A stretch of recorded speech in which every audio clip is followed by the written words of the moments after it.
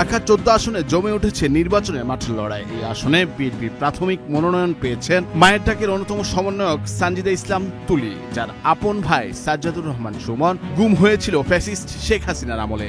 অন্যদিকে জামাতের প্রার্থী দলটির কেন্দ্রীয় নির্বাহী পরিষদের সাবেক সদস্য মীর কাসেম আলীর ছেলে মীর আহমেদ বিন কাসেম আরমান ঢাকা 14 আসনে প্রতিদ্বন্দ্বিতা করবেন তুলির বিপক্ষে।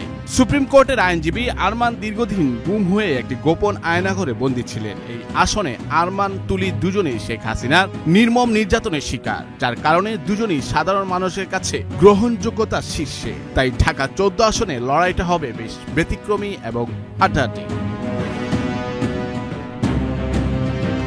2016 সালের 9 আগস্ট ব্যারিস্টার আরমানকে মিরপুর ডিওএইচএস এর নিজের বাসা থেকে ধরে নিয়ে গিয়েছিল আইন শৃঙ্খলা বাহিনীর সদস্যরা, কিন্তু পরে আর তার কোনো খোঁজ পাওয়া যায়নি। অভিযোগ রয়েছে এই জোরপূর্বক গুমের ঘটনায় ডিজিএফআই এর কতিপয় সদস্যরা জড়িত ছিলেন।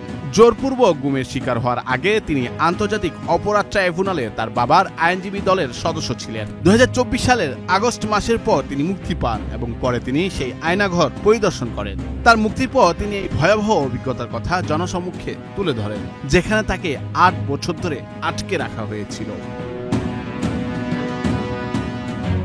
অন্যদিকে ঢাকা 14 আসন থেকে বিএনপির প্রাথমিক মনোনয়ন পেয়েছেন মায়ের ডাকের অন্যতম সমন্বয়ক সানজিদা ইসলাম তুলি, যিনি মায়ের ডাকের অন্যতম সমন্বয়ক। তার ভাই বিএনপি নেতা সাজিদুল ইসলাম সুমন গুম হওয়ার পর তিনি সংগঠন গড়ে তোলেন। গুম নিয়ে সোচ্চার ভূমিকায় দেশে বিদেশে তিনি বেশ প্রশংসিত হন। বিগত আওয়ামী সরকারের আমলে গুমের শিকার ব্যক্তিদের পরিবারগুলোকে নিয়ে এই সংগঠন গড়ে তুলতে গুরুত্বপূর্ণ ভূমিকা রেখেছিলেন সানজিদা ইসলাম। তার ভাই সাজিদুল ইসলাম সুমন ছিলেন ঢাকা 25 নম্বর ওয়ার্ড বিএনপির সাধারণ সম্পাদক। 2013 সালের 4 ডিসেম্বর রাতে বসুন্ধরা আবাসিক এলাকা থেকে তাকে তুলে নিয়ে যায় র্যাবের একটি দল।